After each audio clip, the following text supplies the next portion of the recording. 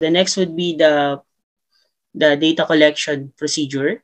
So if you're an activity and I want you to identify where would we place this, is it before the data collection, during data collection, after, or entirely it's not a part of data collection procedure. Okay, so if our answer is correct, then it will be colored green, and red if it is incorrect. Okay, so let's take the first one.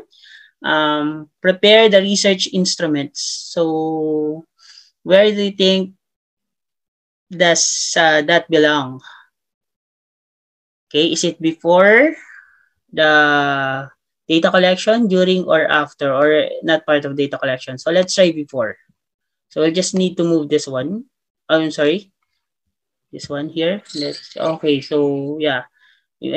Preparing the research instrument is done before the data collection.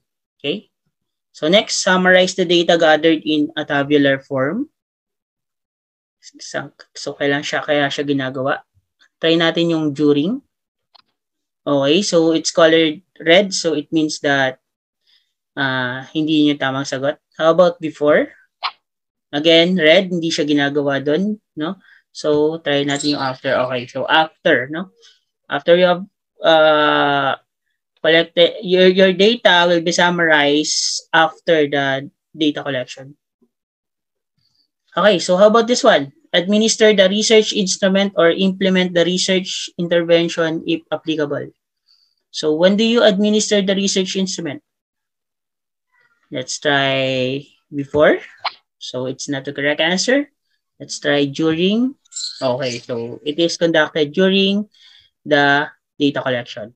Okay, so let's try another one. Okay, so pilot test the research instrument if needed. So, kaya siya ginagawa. And what do you think is the purpose of pilot testing the instrument? Okay, so let's try during. So hindi siya yung tamang sagot. And after, hindi rin. So sa before siya kabilang. Okay, so before you administer your instrument, you should first pilot test it. Later, I will explain what's the purpose of pilot testing. Okay. Okay, so another one, we have here the clear the instructions provided to the respondent. So, kailan kaya ginagawa yan? So, let's try during. Okay, so yan. So, during the data collection process, you do the you clear the instruction so that your respondents would answer it the way you want it to be answered. Okay? Next, ask consent form if respondents are 18 years old or parents consent if minor.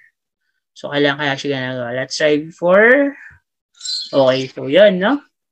Nagawa siya before the data collection. So, this is for ethical process kasi, no?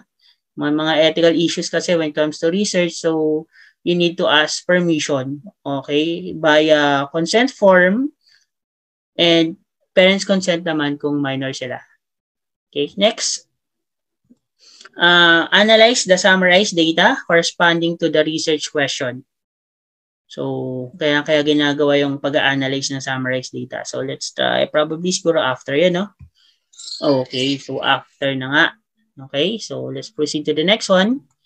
Determine the sample size and corresponding respondents per group if applicable. So, kailan nga ba tayo namimili, no, ng sample size, no? Kailan natin inaalam yun? Tsaka kung kailan natin naalam yung kung sino yung mga respondents. So, let's try before. Okay, so before, di ba? Before din yung ginagawa yan. Another one is collect or gather or take note of the responses. So, kailan tayo nagko-collect, nag-gather, nagtitake note ng mga responses? So, probably during yan, di ba? Okay, so during. Okay, next. Identify the authorities that will be involved and need to ask permission. Okay, so kailangan natin i-identify yung mga authorities at saka yung mga tao kung saan magpapaalam tayo. Again, the purpose of this is for the ethical process ng ng research, no?